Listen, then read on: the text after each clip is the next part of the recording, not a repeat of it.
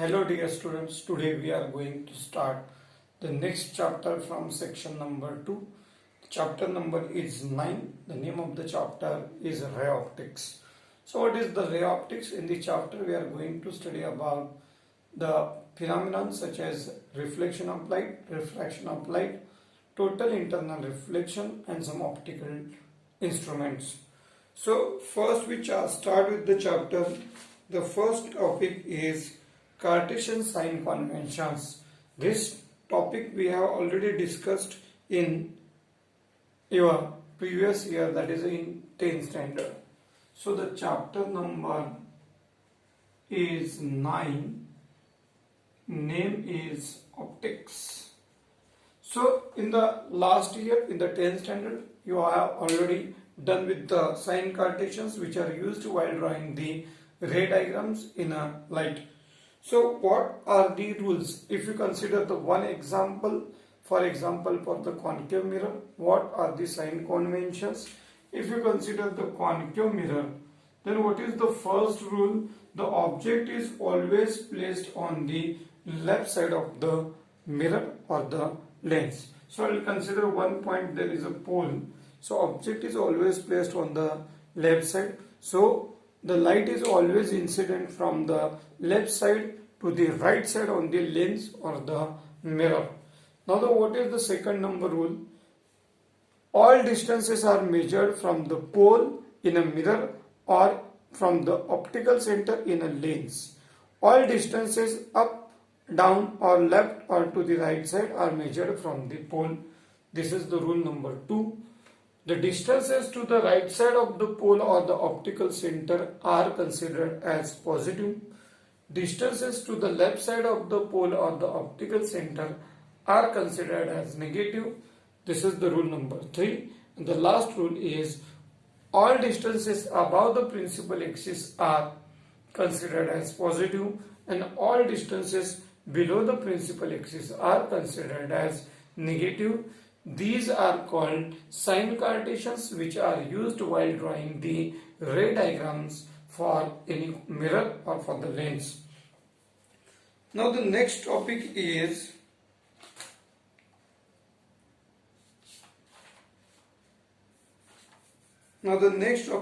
refraction of the light.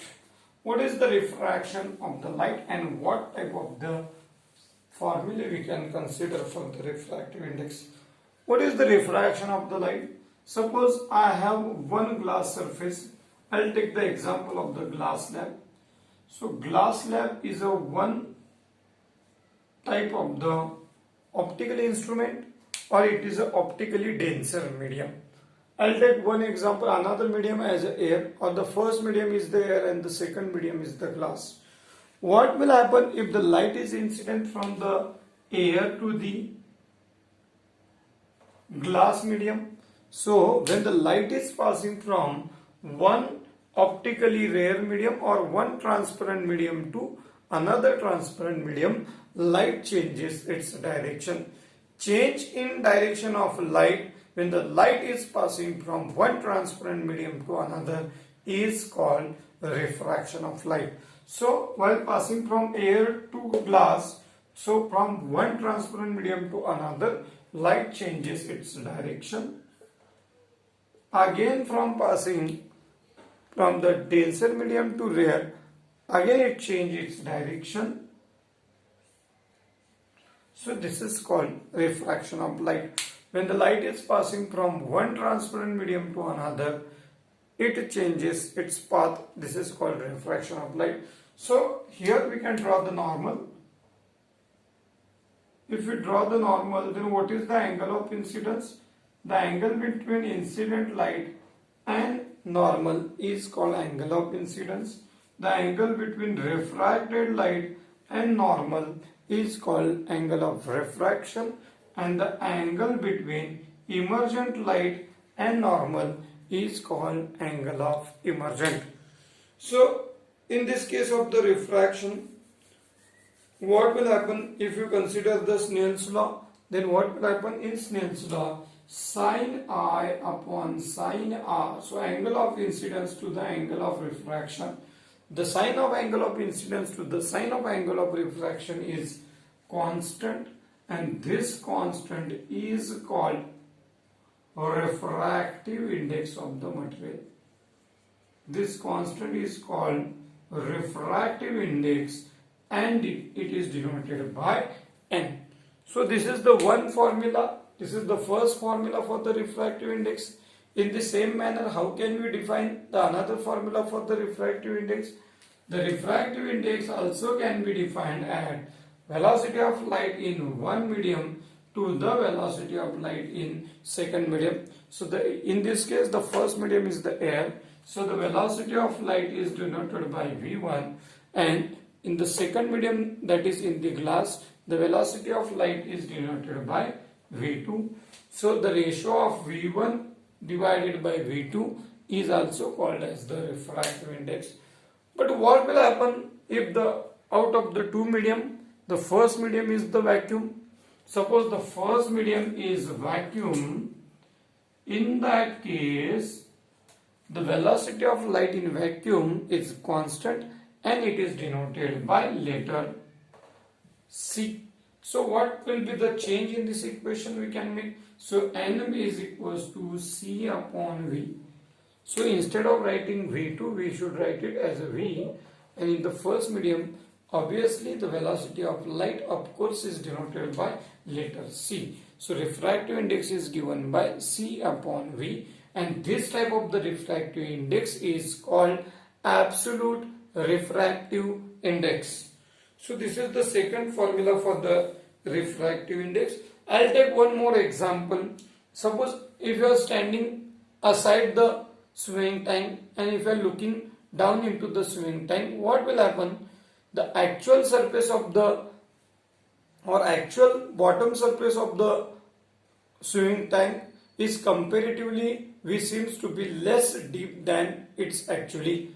So we have two types of the surfaces in the swimming tank. One is the apparent surface, or it is an imaginary surface, and there is a one more surface is called as a real surface. So there are two types of the depths. One is the real depth, and second one which appears little above the real depth, that is an apparent depth. So in terms of this also we can define the formula for the refractive index, and the refractive index can be defined as, it is nothing but real depth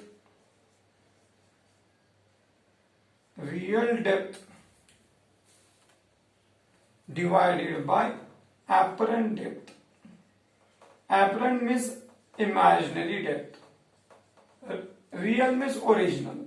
Original means real depth divided by apparent depth. This is also one of the important formula for the refractive index. So I'll take one example. If we dip the pencil into the glass, then we can see the pencil is bent at the middle. This is also due to the refraction of the light. So this is about the refraction of light. What is the refraction of light? When the light is change in direction of a light, when the light is passing from one transparent medium to another. Okay, the next topic is total internal reflection.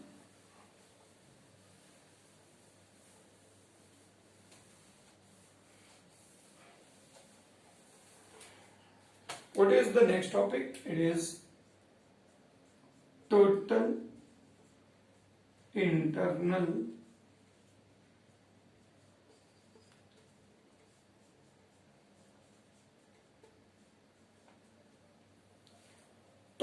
internally reflection can be possible. So what will happen? What are the conditions for the total internal reflection?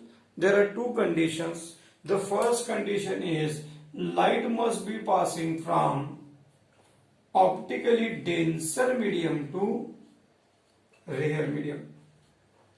For total internal reflection, the first condition is light must be passing from optically denser medium to rare, and the second important condition is the angle of incidence, that is I, must be greater than critical angle, that is IC. So the angle of incidence must be greater than critical angle. So what is the critical angle? Angle we are going to discuss in this topic. So what will happen? I'll take one example. One is suppose this is a water medium, and the first and the second medium is the air medium. So who is the denser medium? In this case, water is the denser medium and air is the rare medium. So what will happen if the light is passing from optically denser medium to rare medium? Suppose the light is incident exactly perpendicularly. What will happen if the light is exactly incident perpendicular to the water surface? Then as per the rule number 3 for the refraction of light, light will passes in a straight line path without refraction from the original. So light goes with undeviated in a straight line. What will happen if you are increasing the angle of incidence? Suppose I increase the angle of incidence here. Suppose the angle of incidence, so I can draw the normal. What is the angle of incidence? Suppose the angle of incidence is 10 degree. So rule number 2, when the light is passing from, rule number 2 for refraction, when the light is passing from optically denser medium to rare medium, light goes away from the normal. So we can write or we can draw the diagram as a. So what is the change when the light is passing from denser to rare? Angle of refraction must be greater than angle of incidence. So here angle must be maybe nearly 15 degree. So here if the angle of incidence is 10, then angle of refraction becomes 15. It means that the light goes away from the normal. What will happen if I increase the angle of incidence more? Suppose I'll increase the angle of incidence here. Now suppose the angle of incidence is about around 30 degree. So what about the angle of refraction? Light goes away from the normal. So maybe the angle of refraction in this case is 45 degree. So these are the rough values. So what is the understanding concept? Angle of incidence and angle of refraction. Where the angle of refraction must be greater than angle of incidence when the light is passing from denser medium to rare. At one particular angle, what will happen? Now the light is bending. The light is bending away from the normal. At one particular angle of incidence, what will happen? At one particular angle of incidence, that angle of incidence we called as a critical angle of incidence. That angle of incidence is the critical angle of incidence where the angle of refraction becomes 90 degree and the light goes parallel or between the two interfering medium. Light goes between the two interfering medium or along the interfering medium. What will be the angle of refraction becomes? The angle of refraction becomes 90 degree. At a particular angle of incidence, where the angle of refraction becomes 90 degree, that particular angle of incidence is called critical angle. So what is the critical angle? At one particular angle of incidence, where the angle of refraction becomes 90, that particular angle of incidence is called critical angle. What will happen if you are increasing the angle of incidence more than critical angle? Suppose this is a 30, suppose this angle is maybe 50 degree. At 50, R becomes 90. What will happen if you are increasing the angle of incidence greater than critical? So this is the important one condition where angle of incidence is greater than critical. Suppose it is 60 degree. So what will happen if the angle of incidence is greater than critical? In that case, light will be reflected into the same medium, same denser medium.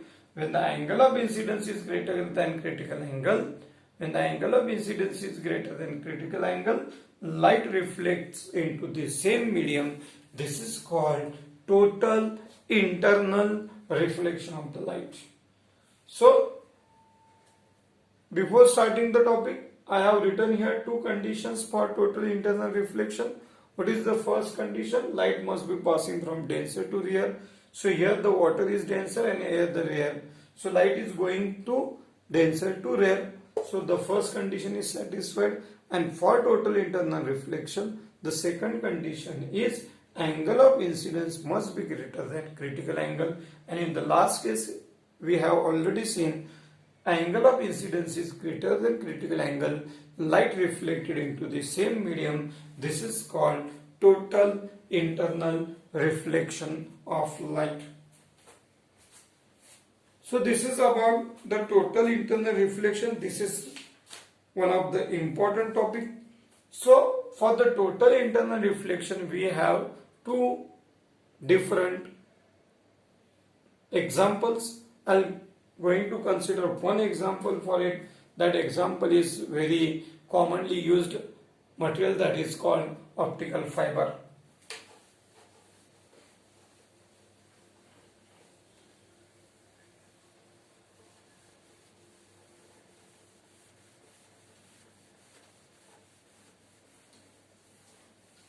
So what is the optical fiber? These are a very small, fine bore fiber pipes whose thickness is very small. So they are called very fine bore pipes.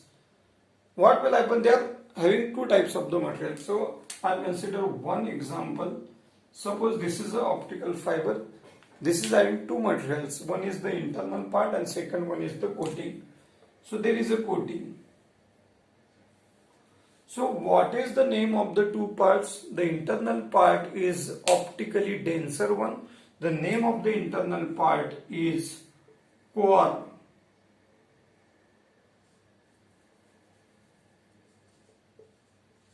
The internal part whose refractive index is greater than outer part.